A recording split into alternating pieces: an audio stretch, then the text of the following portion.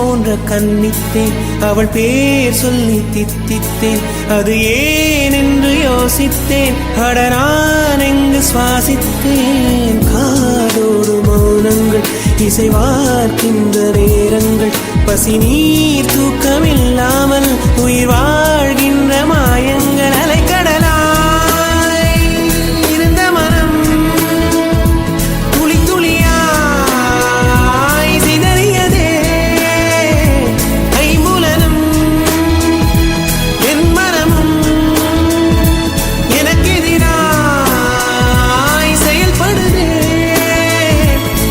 விழி காண முடியாத மாற்றம், அதை மூடி மறைக்கின்ற தோற்றம், ஒரு மௌன புயல்